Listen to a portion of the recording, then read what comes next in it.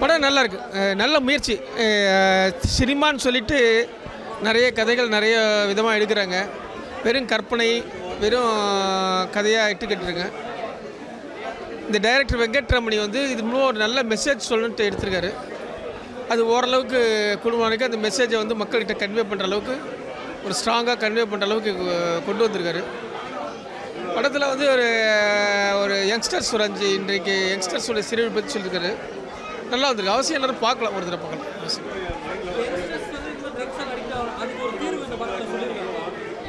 அது அந்த மாதிரி எதுவும் சொல்லலை. இது அது சில அந்த மாதிரியான ஒரு கம்ப்ளீட்டான தீர்வு மாதிரி எதுவும் சொல்லலை.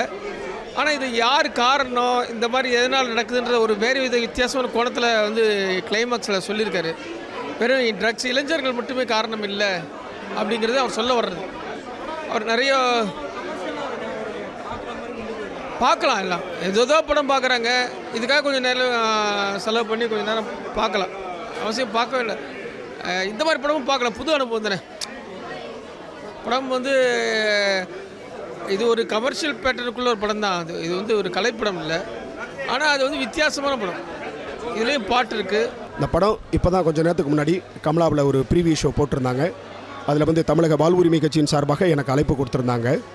இந்த படத்தினுடைய தலைப்பு பார்த்திங்கன்னா முதற்கனல் அப்படின்னா கனல் என்றால் நெருப்பு அப்படின்னு பொருள்.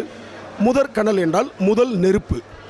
ஒரு மாணவன், நன்றாக படித்த மாணவன், நல்ல அதிகமான மார்க் வாங்கின ஒரு மாணவன் முதல் முறையாக அவன் சிகரெட்டை பற்ற வைக்கிறான், அந்த கஞ்சாவை பயன்படுத்துகிறான். இதனால் அவனுடைய வாழ்க்கை எப்படி இருந்துச்சு, எப்படி மாறுச்சு, இதன் மூலம் அவன் ஒரு குற்றவாளியாக மாறுறான். இந்த சமூகத்தினுடைய பார்வை என்ன, அவன் சிறைக்கு போனானா அல்லது என்ன நடந்துச்சு அப்படின்றத ரொம்ப எளிமையாக நிறைய பிரபலமான முகங்கள் இல்லாமல் சின்ன சின்ன பசங்களை, ஒரு புதுமுகமாக இருக்கக்கூடிய ஒரு 18, 16, 17 வயசு பசங்களை வச்சு ரொம்ப அழகான, சமூகத்துக்கு தேவையான, சமூக அக்கறையுள்ள ஒரு படத்தை தந்தமைக்காக இந்த படத்தினுடைய இயக்குனர் வெங்கடரமணன் அவர்களுக்கும் தயாரிப்பாளர் போத்திராஜ் அவர்களுக்கும் நான் சார்ந்திருக்கின்ற தமிழக வாழ் உரிமை கட்சியின் சார்பாகவும் அண்ணன் வேல்முருகன் அவர் சார்பாகவும் நன்றியை தெரிவித்துக் கொள்கின்றோம். இன்றைக்கி இருக்கக்கூடிய இளைஞர்கள், இன்றைக்கி நாட்டில் கொலை, கற்பழிப்பு அல்லது பெரிய பெரிய குற்றங்கள் நடக்குதுன்னா அதற்கு அடிப்படை எதுன்னு பார்த்தோம்னா சாராயமாக இருக்கிறது அல்லது கஞ்சா, அபின் போன்ற போதைப் பொருட்களாக இருக்கிறது.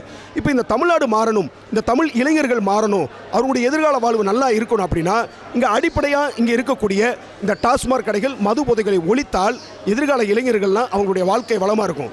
பெரிய பெரிய மாஃபியா கும்பல், ரூட் மாஃபியா கும்பல் மூலமாக இன்றைக்கி தமிழ்நாட்டில் மிகப்பெரிய போதைப் பொருள் கலாச்சாரம் இருக்குது. ஏற்கனவே ஆண்ட திமுகவாக இருக்கட்டும், அதிமுகவாக இருக்கட்டும், டாஸ்மாக் கடையும் போதைப் பொருட்களையும் ஒழிக்கவே முடியல. ஒரு மாற்று அரசியல் வேணும் அல்லது ஒரு சிந்தனை வேணும்னு சொல்லி தான் இன்றைக்கி மாண்புமிகு முதல்வராக அண்ணன் விஜய் அவர்களை மக்கள் ஒட்டுமொத்தமாக ஓட்டு போட்டிருக்கிறார்கள். அப்போ நீங்களும் பழைய ஆட்சிகள் மாதிரி, பழைய அரசு மாதிரி இல்லாமல் ஆட்சி மாறலாம், ஆனால் இங்கே காட்சி மாறின மாதிரி தெரியல. எல்லாமே எங்கே பார்த்தாலும் கொலை, கொள்ளை, 3 வயதுலேருந்து 70 வயது பாட்டி வரைக்கும் கொலை, கொள்ளை, கற்பழிப்பதற்கு காரணமாக இருக்கிறது பார்த்திங்கன்னா இந்த போதைப் பொருட்கள் தான். இதை வந்து மாண்புமிகு தமிழ்நாடு விஜய் ஐயா அவர்கள் தமிழகத்தில் நிலவி வருகிற இந்த போதைப் பொருட்கள் விற்பனையாளர்கள் யாராக இருந்தாலும் அவர்களை சட்டப்படி நடவடிக்கை எடுக்க வேண்டும். ஒட்டுமொத்தமாக நீங்கள் 717 மதுக்கடைகள் தான் மூடுவோம் என்று சொன்னீர்கள்.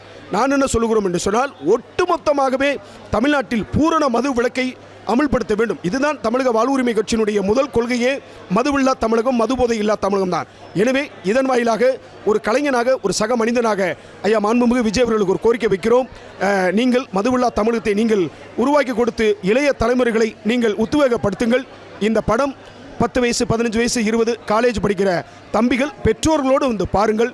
இந்த படத்தை எடுத்த இயக்குனர் நினைத்திருந்தால் ஒரு காதல் படமோ, ஒரு சாதிய படமோ அல்லது வெட்டுக்குத்து படத்தையோ எடுத்திருக்கலாம்.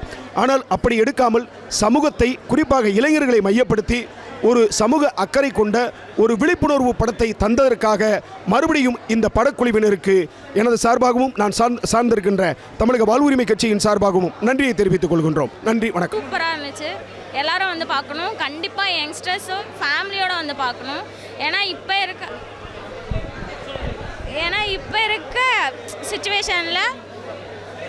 சுச்சுவேஷனில் ஃபேமிலிஸும் ஒரு ரீசன் தான் நான் சொல்லுவேன். ஏன்னா பசங்க எல்லாமே, ஸ்கூல் பசங்க எல்லாருமே ட்ரக்ஸுக்கு போகிறது. ஸோ எல்லோரும் சேர்ந்து வந்து பார்த்தா எப்படி வந்து ட்ரக்ஸை வந்து எடுக்காமல் தடுக்கலாம், இல்லை எடுத்தால் என்னென்ன ப்ராப்ளம் வரும் அப்படின்றத முன்னாடியே ப்ரிவென்ட் பண்ணிக்கலாம் அப்படின்றதுக்காக மாதிரி சூப்பராக எடுத்திருக்காங்க. நம்ம நாட்டில் கண்டிப்பாக ட்ரக்ஸ் எல்லாமே தடுத்தே ஆகணும். இந்த ஒயின் ஷாப்லாம் மூடணும் அப்படின்னு இந்த ஹுமன்ஸ் மாதிரி நான் பேச விரும்பல, பட் கண்டிப்பாக அதெல்லாம் பண்ணியே ஆகணும். ஏன்னா ரோட்டுக்கு ரோடு வந்து இந்த கூலிப்பு எல்லாமே கிடைக்குது, கஞ்சாவே கிடைக்குது, அது எல்லாமே ஒழிக்கணும். ஸோ அதுக்கேற்ற மாதிரி இந்த படம் எடுத்திருக்காங்க, எல்லாரும் வந்து பார்க்கணும். கண்டிப்பாக ஸ்கூல் பசங்க தான் மெயினாக கெட்டு போகிறது. ஸ்கூல் இந்த படத்துலேயும் அப்படி தான் காமிச்சிருக்காங்க. ஸோ 17 ஏஜ்லேருந்து 16 ஏஜ்லேருந்து பசங்க எப்படி வந்து ஃபஸ்ட்டு சிகரெட்டு, அதுக்கப்புறம் கஞ்சா, அதுக்கப்புறம் வந்து டேப்லெட் அப்படி போகிறாங்க அப்படின்ற மாதிரி தான் காமிச்சிருக்காங்க. அதனால என்னென்னலாம் ப்ராப்ளம் பண்ணுறாங்க, எப்படி கிரிமினலாக ஆகுறாங்க அப்படின்ற மாதிரி தான் காமிச்சிருக்காங்க. ஸோ கண்டிப்பாக பார்க்கணும். கண்டிப்பாக சொல்லியிருக்காங்க. கிளைமேக்ஸே அதுதான் பக்காவாக சொல்லியிருக்காங்க. ஒரு சின்ன எக்ஸாம்பிள் ட்விஸ்ட் வச்சு சொல்லியிருக்காங்க. அது சூப்பராக இருக்குது. அதே மாதிரி நம்ம நாட்டிலையும் பண்ணணும், இம்ப்ளிமெண்ட் ஆகணும். ட்ரக் அடிக்டடா? கண்டிப்பாக பார்த்துருக்கேன். நான் வந்து கோயட்டில் தான் படித்தேன். எனக்கு தெரிஞ்ச பசங்க நான் ஸ்கூல் படிக்கும் போதுலேருந்தே அப்படி இருந்திருக்காங்க. ஏன்னா அப்போலாம் வந்து குட்டி குட்டி பொட்டி கடையிலலாம் கூட கிடைக்கும். இந்த கூலிப்லாம் வந்து பேக்கெட்லேயே வச்சுட்டு சுற்றுவாங்க. எனக்குலாம் அது பார்த்தாலே பயமாக இருக்கும், ஒரு பக்கம் பிடிக்காது. நான் இன்னும் திட்டிலாம் இருக்கேன், ஆனால் யாரும் கேட்க மாட்டாங்க. பசங்க இப்போலாம் பொண்ணுங்களும் அதெல்லாம் பண்ண ஆரம்பிச்சிடுறாங்க. சிகரெட் பிடிக்கிறது எல்லாமே ஒரு லிமிட் இருக்கிற வரைக்கும் தான். லிமிட்டை தாண்டி போனால் எல்லாமே வந்து ப்ராப்ளம் தான். ஆனால் ஸ்கூல் டேஸில் பண்ணக்கூடாது. அந்த கேட்டகரி இருக்குது, ஏஜ் கேட்டகரி இருக்குது, அதுக்கேற்ற மாதிரி பண்ணணும். படம் சூப்பராக எடுத்திருக்காங்க, அதுக்கேற்ற மாதிரி எடுத்திருக்காங்க. நம்ம நாட்டில் தயவு செஞ்சு இந்த போதைப் பொருளை ஒழிச்சிருங்க. இந்த கூலிப்லாம் வந்து கஞ்சாலாம் வந்து விற்கிற அளவுக்கு வைக்காதீங்க. எல்லாருக்கும் கிடைக்கிது, ஈஸியாக கிடைக்கிது. அதை எப்படியாச்சும் தடுங்க. முதலமைச்சரை தயவு செஞ்சு ப்ளீஸ். இந்த படம் இது எல்லாத்துக்குமே ஒரு எக்ஸாம்பிளாக இருக்கும்.